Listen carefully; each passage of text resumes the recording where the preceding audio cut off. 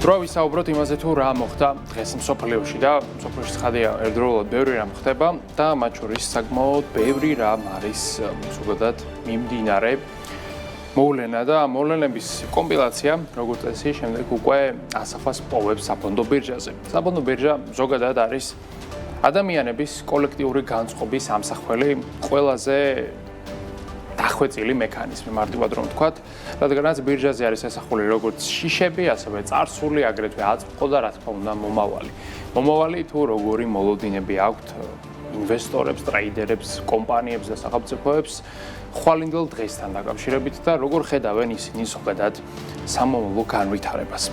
მომავალი ყველაზე კარგად ჩანს როგორც წესი სახაზინო ობლიგაციების ღირებულებაში, რადგანაც ობლიგაცია თავისი არსით არის ძალიან მარტივი რა. ეს არის სავალო აციანი ქაღალდი, რომლის გამომშვები, ანუ ემიტენტი ყიდის, მარტივად რომ ვთქვათ, ვალდებულებას იმისა, რომ პერიოდის გასვლის შემდეგ იგი დააბრუნებს უკან ძირთანხას, მაგრამ მთელი ამ პერიოდის განმავლობაში კვარტალურად იქნება ეს თუ წელიწადში ორჯერ ან წელიწადში ერთხელ გადაიხდის მომსახურებისათვის კუპონის განაკვეთს, რომელიც როგორც წესი ძალიან ახლოს არის რეფინანსირების განაკვეთთან იმ ქვეყნისა, რომელშიც ეს ასე ვთქვათ, კომპანია თუ თავად მთავრობა ოპერირებს.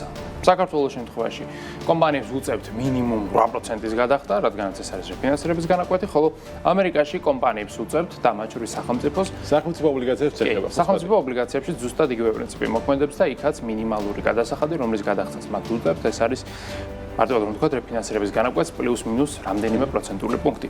ამერიკაში ეს განაკვეთი როგორც წესი არის 4,5-დან 5-ის ფარგლებში, იმიტომ რომ 4,5% არის რეფინანსირების განაკვეთი, მაგრამ ბოლო პერიოდში ეს განაკვეთი სახაზინო ობლიგაციებზე იზრდება.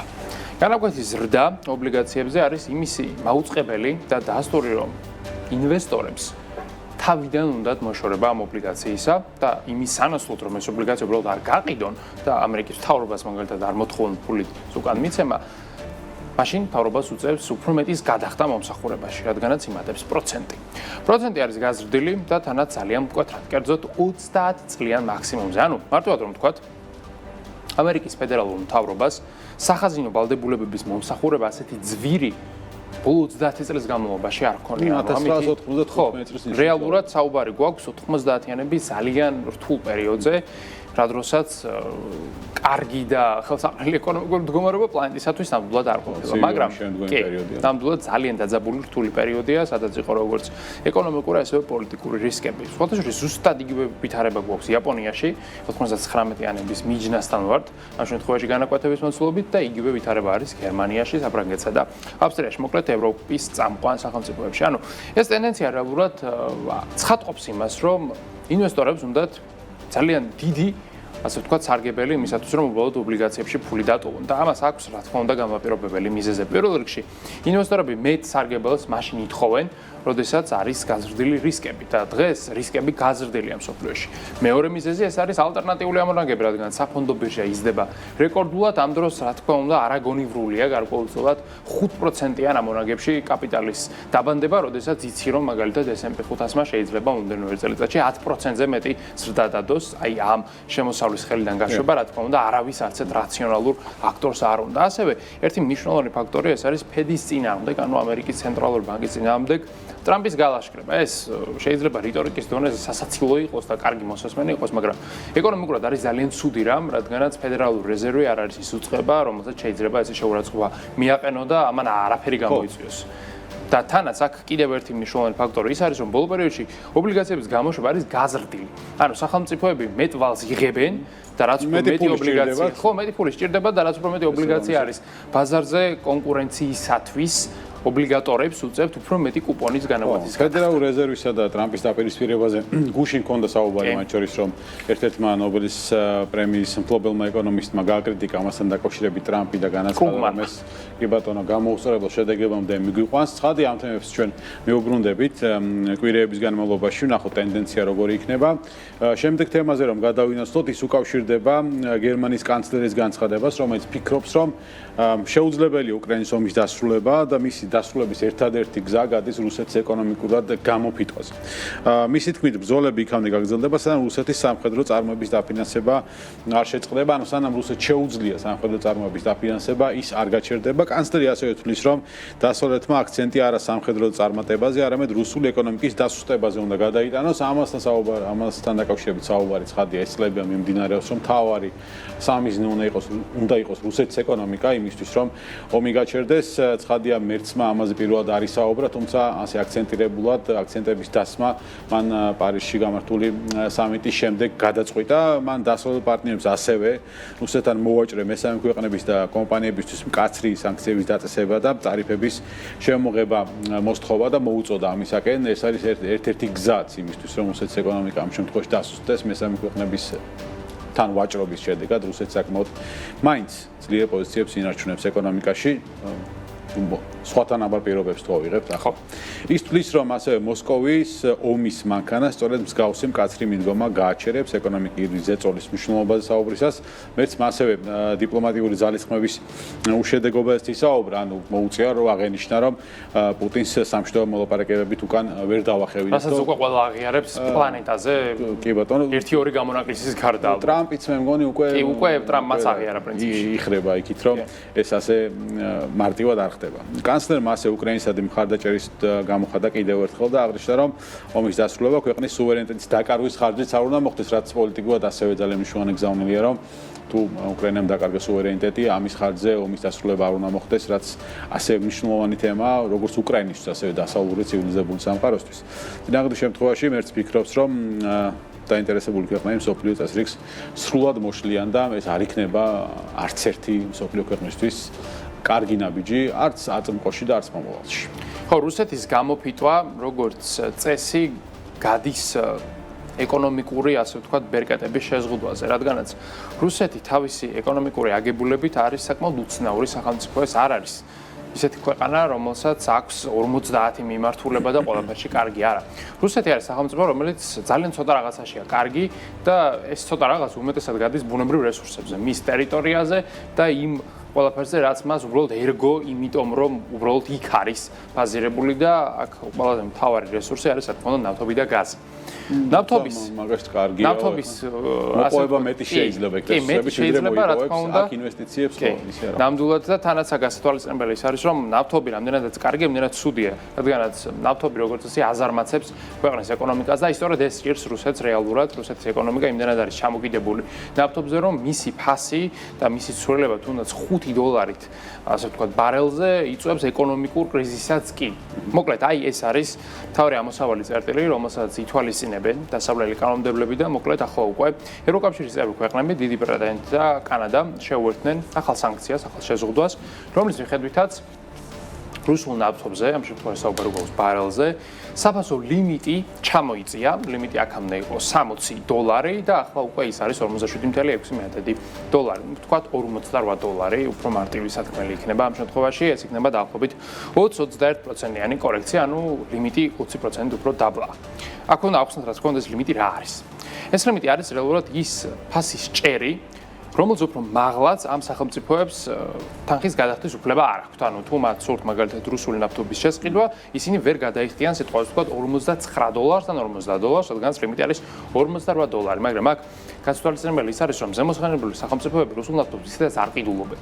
შესაბამისად, ეს ლიმიტი არის დაწესებული ისევ თავიანთი, ასე ვთქვათ, მარტივად რომ ვთქვათ, ეგოსათვის, რადგანაც ამ ლიმიტს, რა თქმა უნდა, არ ითვალისწინებენ არც ჩინეთი, არც ინდოეთი, არც თურქეთი და არც ერთი სხვა აქტორი, რომელთაც არანაირ ვალდებულება ამის გათვალისწინებით უბრალოდ არ აქვთ. თუმცა ვაჭრობაში მათთვის მომგებიანი ხო არ იქნება რუსეთთან? ხო, რა თქმა უნდა იქნება, რადგანაც ისინი უბრალოდ რუსეთს ეტყვიან, რომ აი შენს ნავთობზე არის ასეთი მაღალი ლიმიტი ჩამოწეული ქვევით და შესაბამისად ჩვენ უნდა მოგცე მეტი ფასდაკლება, რასაც ისინი ვიცით, რომ ისედაც იღებენ და ნუ დღევანდელ ფასებს თუ გადავხედავთ, ზუსტად დღევანდელი მონაცემებით ბარელი ურალის ფასი, ანუ რუსული ნავთობის ფასი არის $61, ანუ ეს $48 ლიმიტი არის არსად.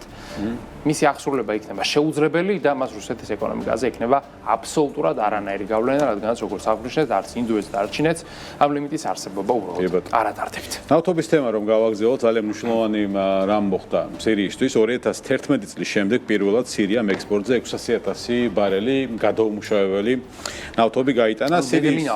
ხო, ნედლი ნავთობი. სირიის სხვადასხვა საბადოდან მოპოვებული ნავთობი ტარტუს პორტიდან გაიტანეს. ამ ნაბიჯით ქვეყანა გლობალურ ბაზარზე 14 წლიანი პაუზის შემდეგ დაბრუნდა. აღსანიშნავია, რომ სირიული მხარე დაინტერესებულ ბაზრებთან შუამოვალმა კომპანია B-Serv Energy-მ დააკავშირა. აქ უნდა ითქვას, რომ ალ-შარას ხელისუფლებამ მსგავს ნაბიჯის გადადგმას ვერ მოახერხებდა, რომ არა ტრამპის ადმინისტრაცია და ის ისტორიული შეხვედრა მათ შორის. მკაცრი სანქციების მოხსნა, რომელიც კარგად ვიცით, რას უკავშირდებოდა სირიასთან მიმართებით. ამერიკამ ეს სანქციები მოხსნა და შესაბამისად სირიას გაუჩნდა რესურსი და საშუალება იმისი, რომ საკუთარი სიმდიდრე გამოიყენოს ნავთობის სახით ამ შემთხვევაში და დაიწყოს საერთაშორისო ვაჭრობა. ივნისში ტრამპმა სწორედ ეს ვითარება შეცვალა და ყველაზე მნიშვნელოვანი წყარო გაუხსნა პრინციპში ალბათ ქვეყანას იმისთვის, რომ ეკონომიკური სარგებელი მიიღოს. აღსანიშნავია, რომ სირიის ხელისუფლება ნავთობის ექსპორტის ზრდას გეგმავს, თავისთავად ცხადია. ამ მხრივ ყველაზე მარტივი გზა ეკონომიკის გასაზრდელად სირიისთვის. რა თქმა უნდა. ამ მხრივ დიდ როლს ტარტუს პორტში ჩადებული $800 მილიონ ინვესტიცია ითამაშებს, რაღაც ჩაკეტილი ბაზრიდან უცებ 800 მილიონი ინვესტიცია, ხო წარმოგვიდგენია, რამხელა რესურსი აქვს სირიას იმისა, რომ ეს ინვესტიცია უგება, ასე თქვა, ძალიან მოკლე პერიოდში მოახერხოს ეს ძალიან შეიძლება სირიამ დააფიქსიროს სახელმწიფოებს შორის არსებული ზრდის რეკორდიც კი წლიდან წლამდე პერიოდში, რადგანაც სახელმწიფო რომელიც იყო ფაქტობრივად იზოლირებული, ნულიდან შეიძლება ზრდა დაიდოს არა უბრალოდ 5-8%-იანი, არამედ 20-30%-იანი მიყოლებით რამდენიმე წლის განმავლობაში, რადგანაც როგორც აღნიშნეთ, სირია არის რეალურად რესურსები ძალიან მდიდარი სახელმწიფო, რომელიც რესურსებს აქამდე ვერ იყენებდა და მიეცემა მას ეს საშუალება. ხო, ვერ იყენებდა შესაბამისად პორტი, რომელიც ახლა სირიაში და რომელიც ნავთობის ტრანსპორტირებას უზრუნველყოფს და მნიშვნელოვანია, არ იყო შესაბამისი სიმძლავრის, ამიტომ სწორედ ეს 800 მილიონი დაიხარჯება მის გაფართოებაში და სამომავლოდ ცხადია, რომ სირია შეეცდება საერთაშორისო პარტნიორების მოძიებას და საკუთარი ნედლი ნავთობის კარგ ფასად გაყიდვას და ეკონომიკის გაჯანსაღებას. კი და თან აქ გასათვალისწინებელი არის, რომ მეზობელი სახელმწიფოები ამ ინიციატივას მხარს უჭერენ და ყველას უნდა რომ სირია განვითარდეს, ვინაიდან განვითარებული სამეზობლო ჯამში რეგიონისათვის არის ყოველთვის უკეთესი. აქვე რეგიონზე ვსაუბრობ და ევროზონასაც უნდა შევეხოთ, რომელმაც წარმოადგინა ინფლაციის განახლებული სტატისტიკა და ამ მიმართულებით ფლაც ახარბიელო შედეგი არ გვაქვს, მაგრამ არ საგანგაშოა, ინფლაციამ შეადგინა 2.1%, ეს არის სულ რაღაც 0.1%-ი პუნქტით მეტი, ვიდრე სამიზნე მაჩვენებელია, ანუ სამიზნე არის ზოგადად 2%. Core CPI, რომელიც არის საბაზისო ინფლაცია და ის არ ითვალისწინებს რუსეთისა და ენერგორესურსების ფასებს, ეს მაჩვენებელი არის 2.3%-ზე, ანუ ის ცოტა უფრო მაღლა არის, ვიდრე სამიზნე მაჩვენებელი. საერთო ჯამში ევროკავშირის მასშტაბით ინფლაცია საკმაოდ სტაბილურია, უკვე ბოლო 1 წელიწადია და სწორედ ამიტომაც არის ესეთი აქტიური ევროპის ცენტრალური ბანკი და ლამის ყოველ მეორე თვე ამცირებს რეფინანსირების განაკვეთს. ამ თვეს, ანუ მომავალ კვირას არის შეხვედრა ECB-ის კომიტეტისა, სავარაუდოდ კორექციას აღარ ვიხილავთ, რადგანაც დაუცველად იქნება ძალიან დიდი ვარაუდით, მაგრამ უკვე მომავალი თვისთვის არის მოსალოდნელი, რომ ECB კიდევ ერთხელ შეამცირებს განაკვეთს და უკვე 2%-იან რეფინანსირებას ჩამოწდება, რაც ევროპისთვის იქნება ძალიან დიდი ეკონომიკური ბიძგი, ზრდის სტიმული, რაც ამ რეგიონს ნამდვილად სჭირდება, რადგანაც ევროკავშირი, რა თქმა უნდა, როგორც სირია მოახერხებს 10-20%-იანი ეკონომიკური ზრდის დაფიქსირებას, ესეთ რამეს ევროკავშირი უბრალოდ ვერ მოახერხებს. შედარებით ძველი ეკონომიკა, უკვე განვითარებული, გაჯერებული ეკონომიკა. ვერც ევროკავშირი და ვერც ბევრი სხვა. ვერც ამერიკა და ვერც სხვა განვითარებული სახელმწიფოები, ეს უბრალოდ შეუძლებელი ახლა ევროკავშირმა 15% დადოს, ეს იქნება შეუძლებელი უბრალოდ. მაგრამ 2-3% ზრდაც ევროკავშირისთვის არის საკმარისზე მეტი მისათვის, რომ ცხოვრების დონე იყოს ძალიან მაღალი. კარგი, ინფლაციას შევეხეთ ევროზონაში. საქართველოში ინფლაცია მიმოიხილა შოთა ტყეშელაშვილმა რამდენიმე წუთის წინ. ჩვენს მეზობელ სომხეთში გამოხდა აგვისტოში სამხელო ფასების ინდექსი 3.6%. არის ზრდა 6%-მდე, სამიზნე მაჩვენებელი არის 3%, შესაბამისად აჭარბებს სამიზნე მაჩვენებელს. ივლისის თვესთან შედარებით ფასები გაიზარდა 0.2%-ით, იანვრის თვიდან კი ინფლაცია 3.2%-ი შეადგინა, აქ არის კუმულატიური ინფლაციის საუბარი. ეს კი მიუთითებს, რომ სომხეთში საცხოვრებელი ფასები ნელ-ნელა, მაგრამ მაინც მუდმივად იზრდება.